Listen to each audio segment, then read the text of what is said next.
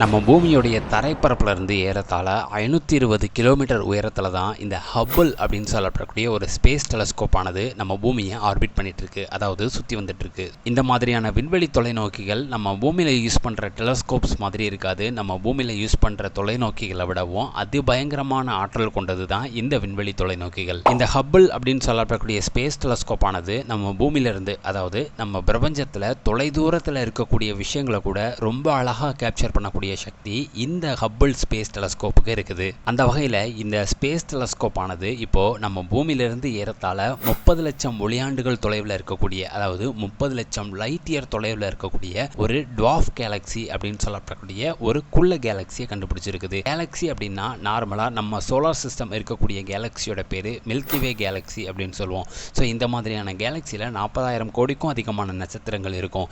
இந்த குள்ள கேலக்சி அப்படின்னு சொல்லப்படக்கூடிய டுவார்ஃப் கேலக்சியில் இந்த நட்சத்திரங்களுடைய எண்ணிக்கை கம்மியாக இருக்கும். அது மட்டும் இல்லாமல் அதோடைய ஒளிர்வு திறன், அதாவது அதிலிருந்து வர்ற பிரகாசமும் ரொம்ப கம்மியாக இருக்கும். இது எதனால் அப்படின்னா இந்த டுவார்ஃப் கேலக்சிஸ் ஆனது ரொம்ப பழங்கால கேலக்சிஸாக இருக்கிறதுனால, அது மட்டும் இல்லாமல் இதில் இருக்கக்கூடிய நட்சத்திரங்கள் எல்லாமே ரொம்ப பழங்காலத்தில் உள்ள, அதாவது பண்டைய காலத்தில் உள்ள நட்சத்திரங்கள் தான் இந்த மாதிரியான டுவார்ஃப் கேலக்சியில் இருக்கும். இதனால தான் இதுக்கு குள்ள கேலக்சி அப்படி இல்லைன்னா டுவார்ஃப் கேலக்சி அப்படின்னு சொல்கிறாங்க. இப்படிப்பட்ட ஒரு கேலக்சியை தான் இந்த ஹப்பிள் அப்படின்னு சொல்லப்படக்கூடிய ஸ்பேஸ் டெலஸ்கோப் ஆனது இப்போ ரீசெண்டாக கண்டுபிடிச்சு ஒரு மிகப்பெரிய சாதனையை படைச்சிருக்குது. இந்த டுவார்ஃப் கேலக்சிக்கு பேர் டுகானா அப்படின்னு பேர் வச்சிருக்காங்க. இதை நாசா விண்வெளி ஆராய்ச்சியாளர்கள் அஃபிஷியலாக அவங்களே வெளியிட்டிருக்காங்க. அது மட்டும் இல்லாமல் இந்த டுகானா அப்படின்னு சொல்லப்படக்கூடிய குள்ள கேலக்சியானது ரொம்ப பழங்கால நட்சத்திரங்கள்லாம் இருக்கும்ல, அதாவது நம்ம பிக் பேங் ஆரம்பிச்சு நம்ம யூனிவர்ஸ், நம்ம பிரபஞ்சம் அப்படின்னு சொல்லப்படக்கூடிய யூனிவர்ஸ் ஆனது கிரியேட் ஆன புதுசில் உருவான நட்சத்திரங்கள் எல்லாமே இந்த ஒரு டுகானா அப்படின்னு சொல்லப்படக்கூடிய குள்ள கேலக்சியில் இருக்கிறதா நம்புறாங்க.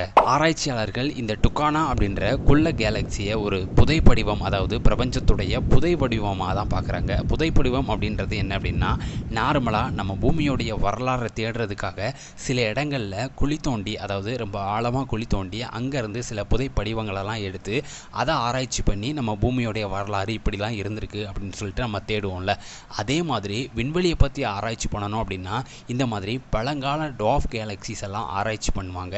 ஸோ அப்படி ஒரு புதை படிவமாக தான் இந்த ஒரு டுகானா அப்படின்னு சொல்லப்படக்கூடிய குள்ள கேலக்சியை விண்வெளி ஆராய்ச்சியாளர்கள் பார்க்குறாங்க. சரி, இந்த டுகானா அப்படின்னு சொல்லப்படக்கூடிய கேலக்சி, டுவார்ஃப் கேலக்சி ஆனது நம்ம பிரபஞ்சத்தில் எந்த இடத்துல இருக்குது அப்படின்னா, நம்மளுடைய கேலக்சி இருக்குல்ல, நம்ம மில்கிவே கேலக்சியாக இருக்கட்டும், நம்ம கேலக்சிக்கு பக்கத்தில் இருக்கக்கூடிய ஆண்ட்ரோமேடா கேலக்சியாக இருக்கட்டும், ஸோ இந்த கேலக்சி எல்லாமே ஒரு லோக்கல் குரூப் ஆஃப் கேலக்சி அப்படின்னு சொல்லுவாங்க. ஸோ இந்த லோக்கல் குரூப் ஆஃப் கேலக்சி இருக்கிற தொலைவில் தான் இந்த ஒரு டுகானா அப்படின்னு சொல்லப்படக்கூடிய குள்ள கேலக்சி இருக்குது அப்படின்னு சொல்லிட்டு விண்வெளி ஆராய்ச்சியாளர்கள் ப்ரெடிக்ட் பண்ணியிருக்காங்க. அது மட்டும் இல்லாமல் இந்த குள்ள கேலக்சியானது இந்த ஸ்பேஸ் டெலஸ்கோப்ஸ்லேருந்து பார்க்கும்போது அது ரொம்ப பிரகாசமாக தெரிஞ்சாலும் ஆக்சுவலாக இதை நுணுக்கமாக ஆராய்ச்சி பண்ணும்போது தான் தெரிஞ்சிருக்குது இது உண்மையிலேயே இதில் பழங்கால நட்சத்திரங்கள் இருக்கிறதுனாலையும், இது ரொம்பவும் ஏஜ்டான, அதாவது ரொம்ப வயசான ஒரு கேலக்சியாக இருக்கிறதுனாலையும், இது உண்மையிலேயே ஒளிர்வு திறன் கம்மியான, அதாவது பிரகாசம் கம்மியான ஒரு கேலக்சியாக தான் இருக்குது அப்படின்னு சொல்லியிருக்காங்க. பிக் பேங் அப்படின்னு சொல்லப்படக்கூடிய பெருவெடிப்பின் மூலமாக தான் நம்ம பிரபஞ்சம் கிரியேட் ஆயிருக்கு அப்படின்னு சொல்லிட்டு ஒரு கோட்பாடு இருக்குது. ஸோ அந்த வகையில் நம்மளுடைய கேலக்சிக்கு பக்கத்தில் இருக்கக்கூடிய, அதாவது மில்கிவேக்கு பக்கத்தில் இருக்கக்கூடிய ஆண்ட்ரோமேடா அப்படின்ற கேலக்சியை இந்த டுவார்ஃப் கேலக்சியான டுகானா அப்படின்ற கேலக்சியானது சந்திச்சுட்டு தான் அதுக்கப்புறமா தான் இது தொலைதூரத்துக்கு போயிருக்கணும் அப்படின்னு சொல்லிட்டு விண்வெளி ஆராய்ச்சியாளர்கள் நம்புகிறாங்க. அதாவது பிக் பேங் ஆரம்பித்து ஒரு மிகப்பெரிய வெடிப்பின் மூலமாக ஒவ்வொரு கேலக்சியும் பிரிஞ்சு போகும்ல, ஸோ அப்படி இந்த டுகானா அப்படின்னு சொல்லப்படக்கூடிய ஒரு டுவார்ஃப் கேலக்சியானது இந்த ஆண்ட்ரோமேடாவை சந்திச்சுட்டு தான் அதுக்கப்புறமா தான் நம்ம பிரபஞ்சத்தில் ஒரு கடைக்கோடி மூளைக்கு போய் சேர்ந்துருக்கணும் அப்படின்னு விண்வெளி ஆராய்ச்சியாளர்கள் ஒரு கோட்பாடாக முன்வைக்கிறாங்க. அது மட்டும் இல்லாமல் இந்த மாதிரியான சின்ன கேலக்சிஸ், அதாவது குள்ள கேலக்சிஸ் ஆனது ஒரு மிகப்பெரிய கேலக்சி உருவாகிறதுக்கு ஒரு மூலப்பொருளாகவும் இருக்குது அப்படின்னு சொல்லியிருக்காங்க. அதாவது ஒரு மிகப்பெரிய கேலக்சி உருவாகணும் அப்படின்னா இந்த மாதிரி டுவார்ஃப் கேலக்சிஸ்ல இருந்து தான் இந்த மாதிரி மிகப்பெரிய கேலக்சிஸ் எல்லாமே உருவாகுது அப்படின்னு சொல்லியிருக்காங்க.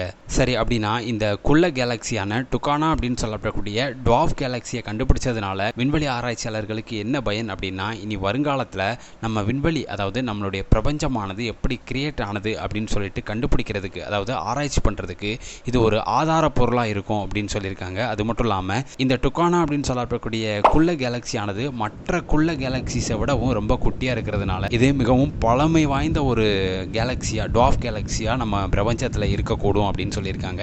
அது மட்டும் இல்லாமல் இந்த டுவார்ஃப் கேலக்சியை வச்சு நம்ம பிரபஞ்சம் எப்படி உருவானது அப்படின்னு கூட கண்டுபிடிக்கலாம். அதாவது நம்ம பிரபஞ்சத்துடைய வளர்ச்சி எப்படி வந்தது, அது மட்டும் இல்லாமல் நம்ம பிரபஞ்சத்தில் இருக்கக்கூடிய நட்சத்திரங்களுடைய உருவாக்கம் எப்படி ஆணுச்சு, இதெல்லாம் கண்டுபிடிக்கிறதுக்கு இந்த டுவார்ஃப் கேலக்சியானது ரொம்ப யூஸ்ஃபுல்லாக இருக்கும் அப்படின்னு சொல்லியிருக்காங்க. இதே மாதிரி பல சுவாரஸ்யமான விஷயங்களோட அடுத்த வீடியோவில் உங்களை சந்திக்கிறேன். அது வரைக்கும் தெரிஞ்சு தெளி சேனலோட இணைந்திருங்க. நன்றி.